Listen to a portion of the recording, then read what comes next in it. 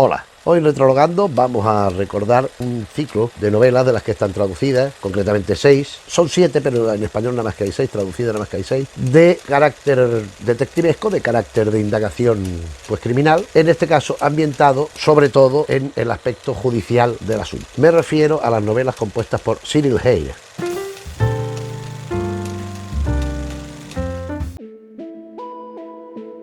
Cyril Hayr fue un seudónimo que utilizó Alfred Alexander Gordon Clark, nacido en 1900, fallecido en 1958, que fue un juez inglés de bastante relevancia y sobre todo que traspasó las fronteras de esto por su faceta de escritor como Cyril Hayr. Cyril Hayr es un seudónimo que compone por Harry Court, el juzgado, la corte de Hayr, donde él trabajó de juez, y Cyril Mansion Battersea, donde vivió después de casarse con su mujer, que a su vez era hija de un baronet, etcétera, etcétera. Aquí he apuntado unos datos biográficos, ¿no? Que durante su juventud, pues en la Segunda Guerra Mundial estuvo haciendo de lo que sería un pasante de un juez, algo que le sirvió de experiencia después para la literatura que hizo y para su vida profesional. También estuvo en la oficina del director del Ministerio Público entre 1942 y 1945, sirvió en el Ministerio de Guerra Económica y el Servicio Civil en tiempo de guerra, como aparece en una de las novelas que ya veremos. En 1950 fue nombrado juez del Tribunal del Condado de Surrey. Él había sufrido tuberculosis al terminar la Segunda Guerra Mundial y nunca volvió a recuperarse del todo. Siempre estaba con secuelas de la tuberculosis hasta que falleció a los 57 años. Bien, este juez que le pasaron estas cosas y tal, pues escribió una serie de obras, de novelas policíacas sobre todo, no todas protagonizadas por dos personajes, pero casi todas, un policía y un abogado, que ahora veremos. Aquí tengo la edición que tengo yo en castellano de las obras de él, de las que yo sé que hay traducidas, quizás haya más. Esta es la más conocida, que llegaremos a ella porque es la tercera, y este es el tomo del Lince Astuto, que contiene pues las 5 restantes que yo conozco, que serían en orden cronológico según aparecen la 1, la 5, la 2, la 7 y la 9, pero no todas son protagonizadas por estos personajes, que son lo que nos interesa hoy. Estas primeras novelas, o sea, desde la primera novela aparece un personaje que es un policía. Y después, a partir de la tercera, que es esta, Tragedia en la Justicia, es su novela más conocida, aparece el abogado, y a partir de aquí, en la novela, recae el protagonismo muchas veces en el abogado. El personaje se llama Pettigrew,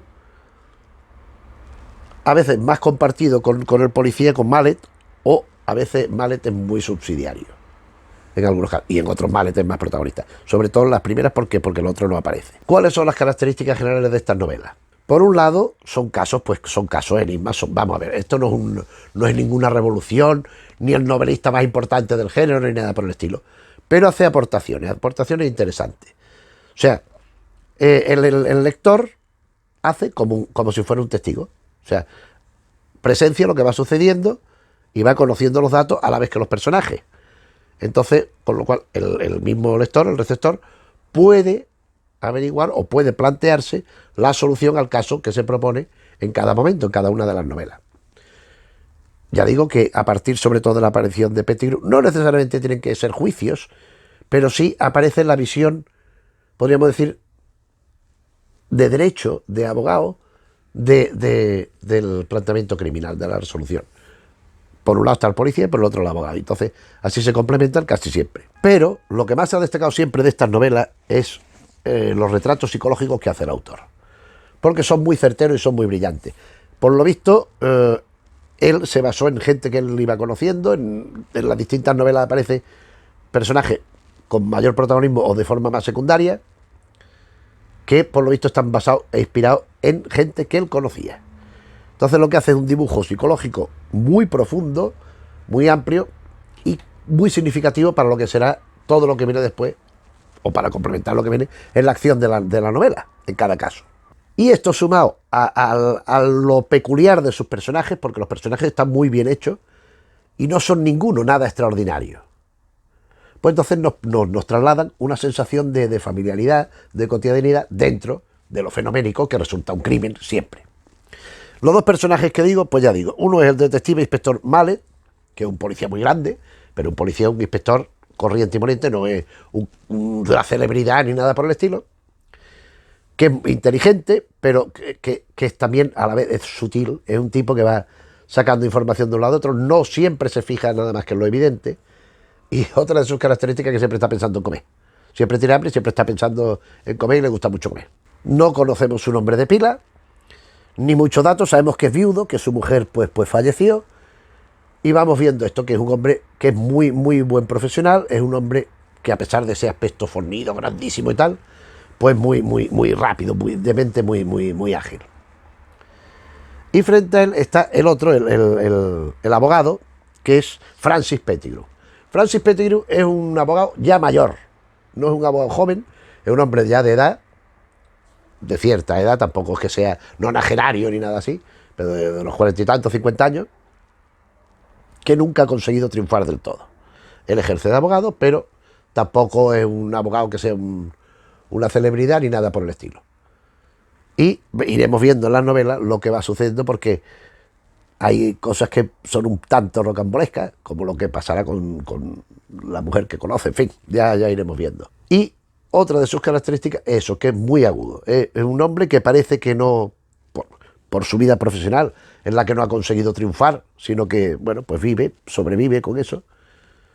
Pero es un hombre que realmente sabe distinguir la realidad de la mentira, aunque a veces le intenten engañar. Es un hombre que tiene bastante visión psicológica de la gente y por eso lo pone de protagonista.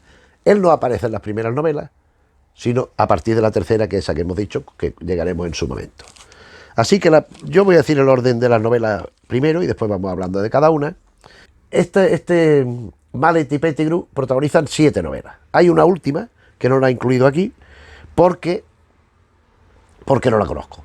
Sí he leído que Pettigrew va pues bueno, es un caso donde Mallet está jubilado. Y Mallet aparece como una especie de cameo, prácticamente.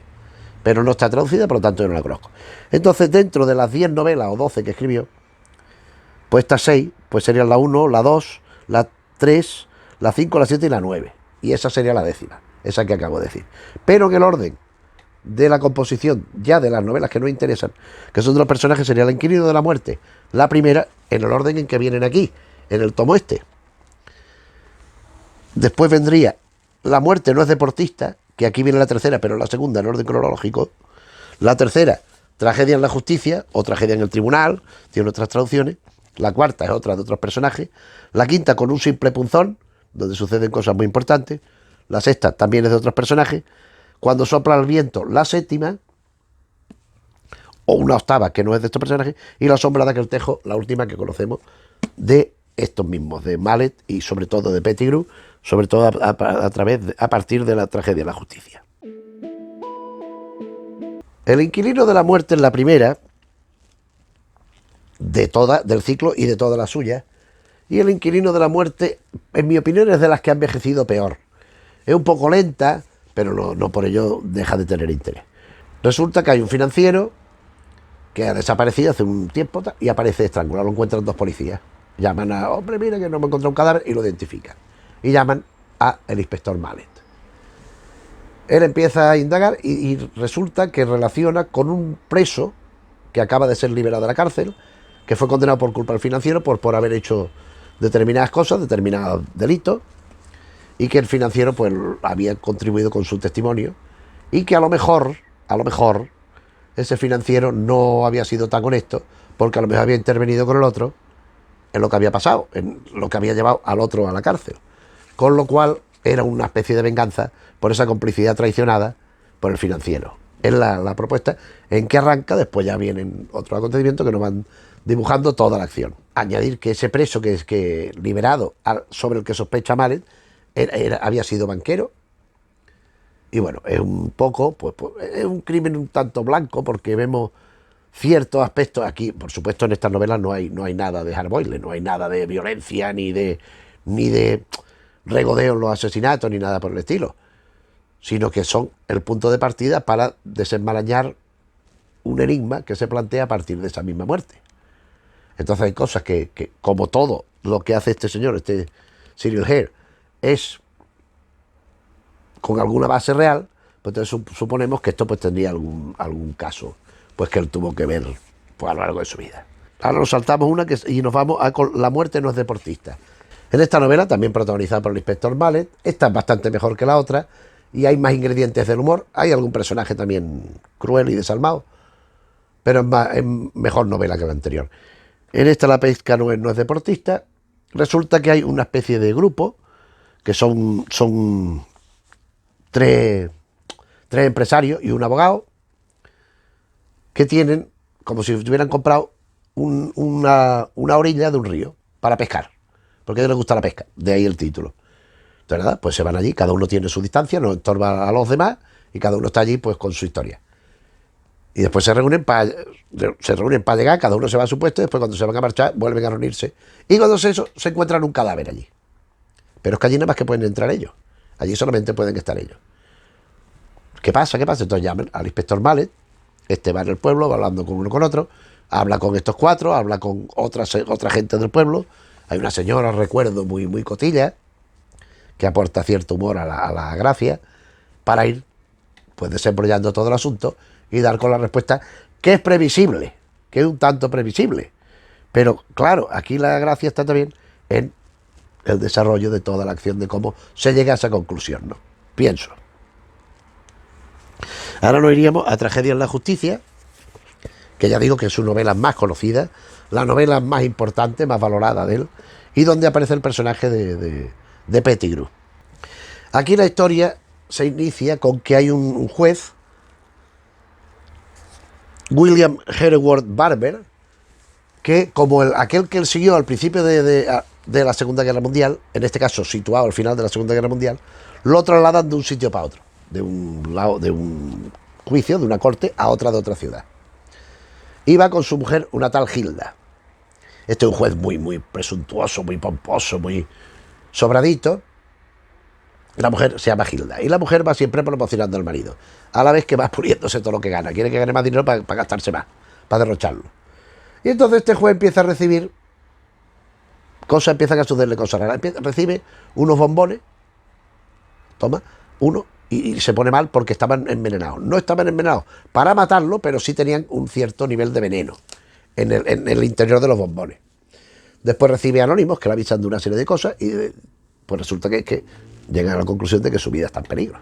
Y a partir de aquí va pues sucediendo los acontecimientos pues que van involucrando a este juez y al inspector Mallet, que ya conocemos, y a Francis Pettigrew, que aparece. Porque Francis Pettigrew es donde hace su aparición. Él había sido un ex novio de Hilda, de la mujer del juez este. Pero ya lo dejó para irse con el juez. Pero claro, también tienen todavía una cierta complicidad, una cierta tal. Entonces este Pettigrew es el que va viendo, porque al principio nosotros no sabemos este señor quién es, un abogado mediocre de allí, mayor, de una edad parecida a la del juez, poco más joven, pero no mucho más.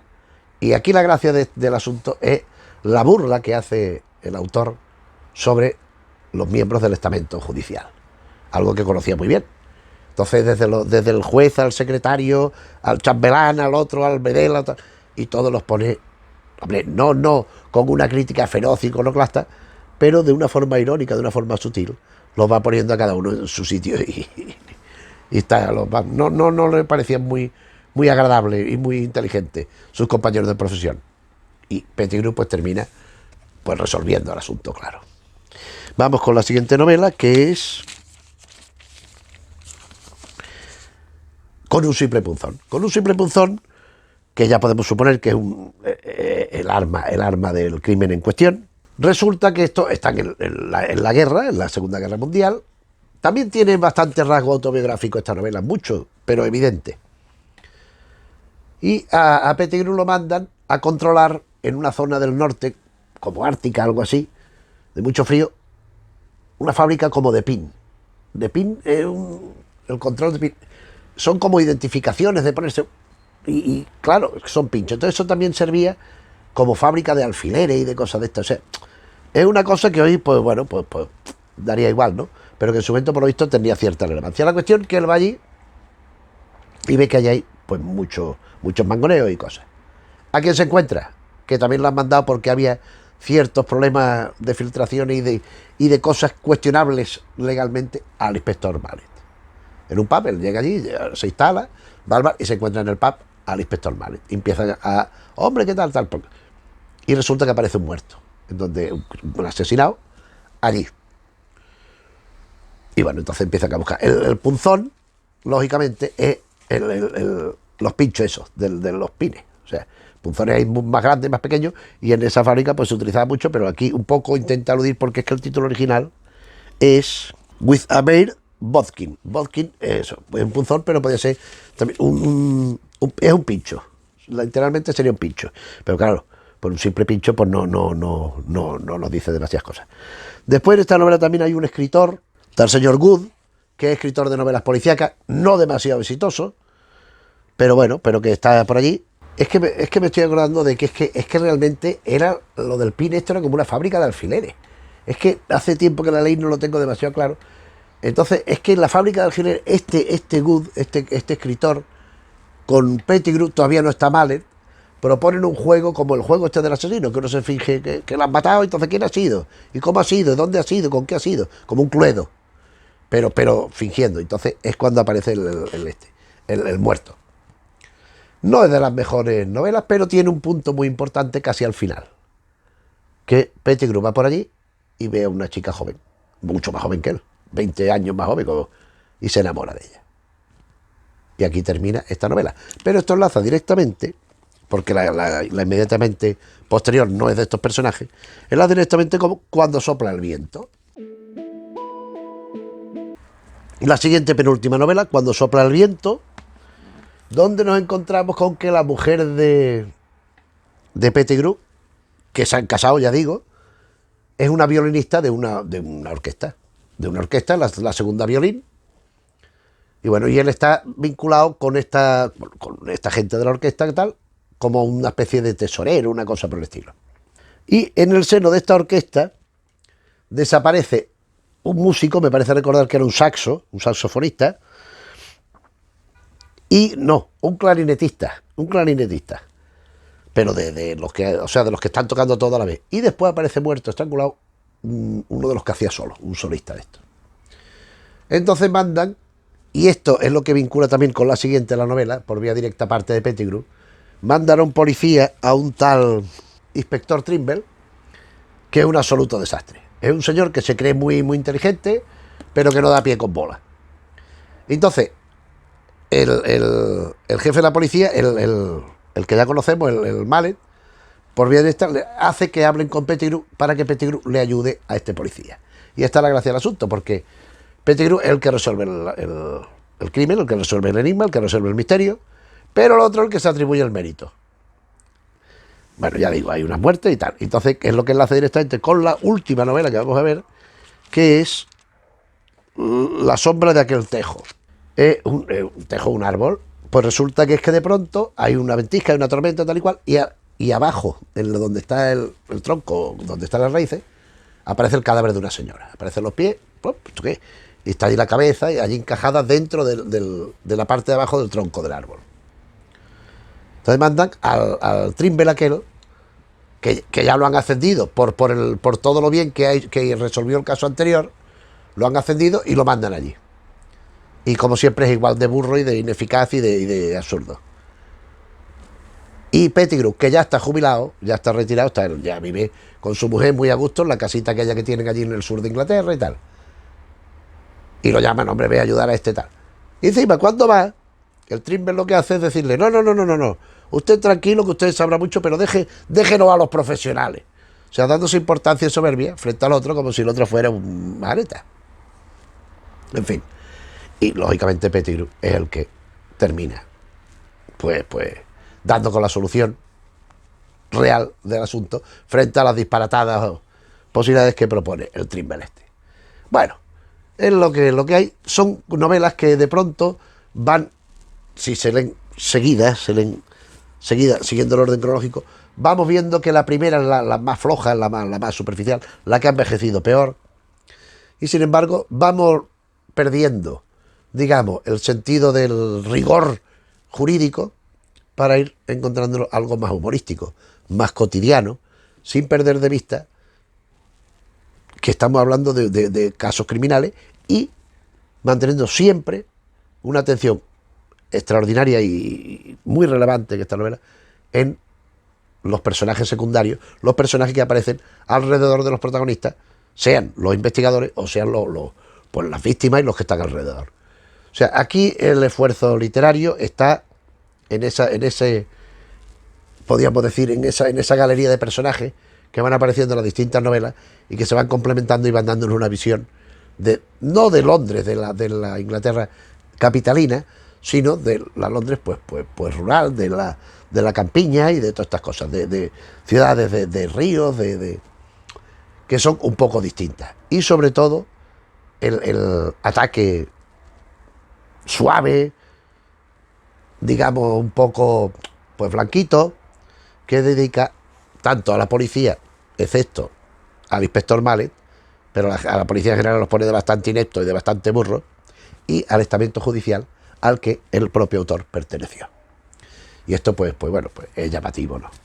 A mí me parecen unas novelas que se leen bien y que dentro de lo que es ese panorama de la novela detectivesca en Inma, pues propone ciertos elementos distintos, ese humor, ese tratamiento de cierta figura, y sobre todo es quizá la mejor demostración de estas novelas de lo que es el tratamiento de retrato psicológico de los personajes.